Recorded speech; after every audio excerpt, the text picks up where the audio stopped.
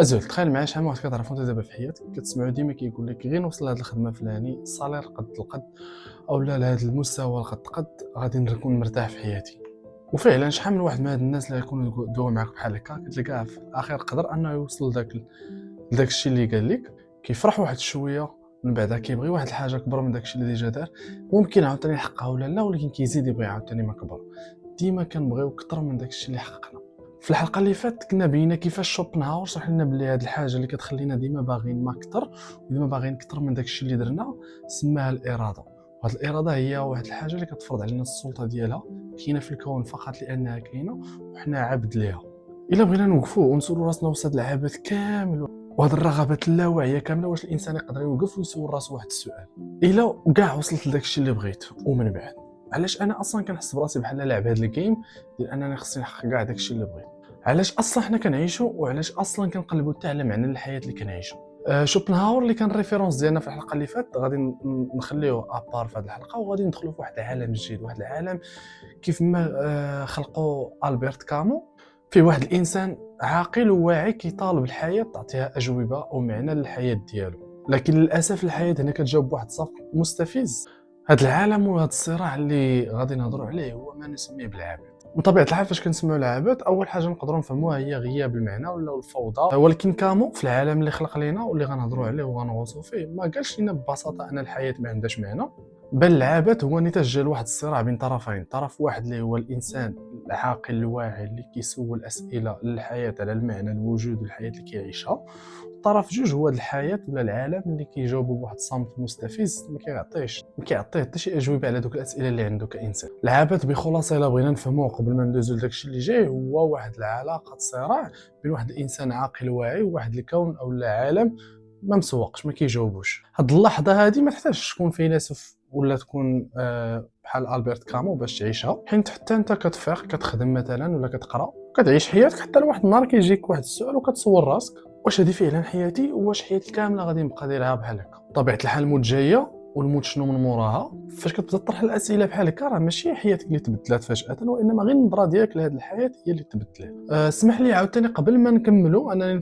نوضح لك بلي راه كاين فرق كبير بين الموضوع اللي هضرنا عليه في الحلقه اللي فاتت اللي هو العدميه والموضوع اللي كنهضروا عليه اليوم اللي هو العبثيه. العبثيه ببساطه هي بحال قلتي كنقولوا باللي ما كاينش معنى مطلق للوجود ديالنا وما كاينش معنى للحياه ديالنا، اذا حتى حاجه ما عندها قيمه.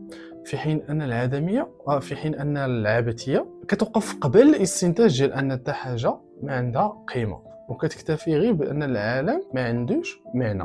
بالتالي فما كيعنيش انك الا ما لقيتيش معنى باللي راه ما كاينش معنى اصلا. هذا الشيء كيدي بنا لواحد السؤال وواحد المرحله اخرى اللي هي اصعب شويه، اللي هي الا ما كانش معنى واش نقدروا نعيشوا بلا جواب نهائي للاسئله اللي عندنا على الوجود ديالنا؟ باش نشرح هذه الفكره غادي نحاول نستعمل الاسطوره ديال سيزيف. سيزيف هو واحد الشخص تحكم عليه يدفع واحد الصخره القمه ديال واحد الجبل، كيطلع حتى كيقرب يوصل هذه الحجره القمه ديال داك الجبل، وفي كل مره كيقرب يوصلها الحجره كطيح ليه وكتعاود تهبط للقاع، وهو بدوره كيرجع يعاود يدفع ديك الحجره حتى يقرب يوصلها القمه وكتعاود طيح ليه وكتمشي للقاع، وكتعاود هذه السلسله عنده الى الابد. حيت هذه هي العبثيه اللي كاينه في الحكم ديال سيزيف. هنا اصعب حاجه عند سيزيف راه ماشي هي انه الحجره يوصلها للقمه او لا في المجهود اللي كيدير في كل مره كيقرب يوصل الحجره للقمه.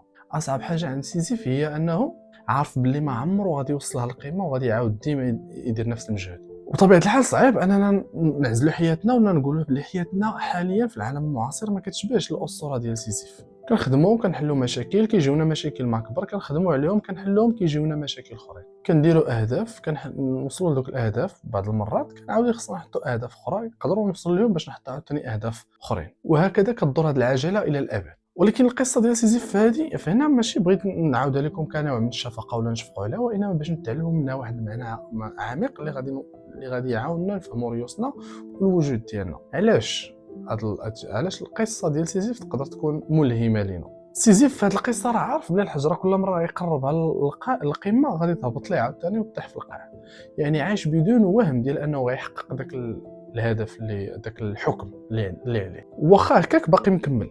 وهذه هي الفكره، ملي كتواجه العبث وانت واعي به كتقدر تعيش حياتك رغم الوجود ديالو ولا غياب ديال المعنى ديالو. الخلاصه من القصه هي اننا خص تكون عندنا الجرأه ان نقولوا ما عرفتش ما كنعرفش ولا مازال ما عرفتش، ونبقاو عايشين مع السؤال وماشي نحاولوا نلقاو اي جواب باش نلغيو الغموض ديال السؤال في حد ذاته.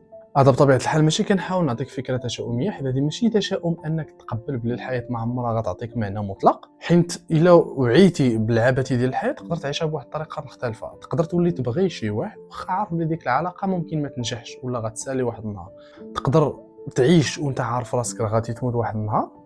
الخلاصه هي انك ما خصش الحاجه تكون دائما للابد باش تكون عندها معنى ولا باش ديرها انت في حياتك. المشكل الكبير هنا ماشي هو اننا ما عندناش اجوبه بعض المرات ولا ما كنقدروش نحطوا الاسئله. المشكل هو في التركيبه والتربيه ديالنا. التربيه ديالنا كتحاول تعطينا اجوبه واجده ديجا، بحال مثلا نقولوا المسار ديال انك تقرا باش تخدم باش تتزوج باش دير الدار باش دير الوليدات. ما كاين حتى مشكل طبيعه الحال في هذا المسار اللي رسموا لك المجتمع. المشكل هو فاش ما عمرك كتوقف وكتصور راسك واش هذا الشيء فعلا اللي انا بغيت. كحل ما غاديش نقول لك بلي عندي جواب سحري اللي يقدر يفك المعضله ديال الفهم ديالنا الوجود ديالنا ولا المعنى ديال علاش حنا كاينين، ولكن ما خصناش نستسلموا غير حيت حتى حاجه ما عندهاش معنى اللي نقدروا نستوعبوه ولا نفهموه في المرحله فاش كاين حنا حاليا. ما يمكنش غير حيت حتى حاجه ما عندها معنى انني ما نتسوق لوالو. الحل هو انك تحاول تعيش وانت واعي بالعبثيه ديال الحياه، انك تحب تبغي تجرب تفشل وتعيش حياتك ببساطه من غير اي ضمانه بانك غتوصل لشي معنى في الاخير. كخاتمه، الحلقه اللي فاتت علماتنا بلي الانسان ككائن هو واحد الكائن ديما غيبقى كيبغي، ديك الرغبه ديالو صعيب انه يشبعها، وهي اصلا رغبه لا واعيه كتدفعها واحد الطاقه مجهوله سميناها بالاراده. الحلقه ديال اليوم حاولت نردك اكثر تمرد على الحلقه اللي فاتت ولا السؤال اللي دوينا عليه في الحلقه اللي فاتت. السؤال ديال حتى الا قدرت انني نشبع هذه الرغبه ومن بعد يمكن هذا الكون ولا هذه الحياه ولا هذا العالم ما عمره غادي يعطينا سبب علاش حنا عايشين حياتنا هنا، ولكن حنا اصلا ما محتاجينش هذا الشيء باش نعيشوا هنا. سيزيف عارف الحجره اللي كيدفع راه غادي تطيح وعمرها توصل للقمه، ولكن باقي كيدفع. يمكن الحريه ماشي هي بصح انك تلقى معنى للحياه سواء ديالك ولا حياتنا. يمكن الحريه غتبدا ملي تقبل بلي كاين اسئله مفتوحه صعيب علينا نلقاو لها اجوبه، وهذا الشيء كيدينا بينا لسؤال اخر. الا ما كان حتى شي معنى مفروض علينا بصح، واش هذا الشيء كيخلينا نقولوا حنا احرار؟ واش حنا كنصنعوا الخيارات ديالنا ولا ممكن هذا غير وهم عندنا حنا بلي حنا اللي كنتحكموا في الاختيارات ديالنا؟ هذا السؤال غادي يكون هو موضوع الحلقه الجايه ديال المغربي ماشي عالمي. ابونا في القناه، فعل الجرس، غيوصلك الجديد. غنهضروا على واش حنا بصح احرار، مفهوم الحتميه، كيفاش الاسباب كتدي الاسباب كتدي الاختيار في الاخر. هادشي كامل غنشوفوه مجموعين مغربي ماشي عالمي. تنمير.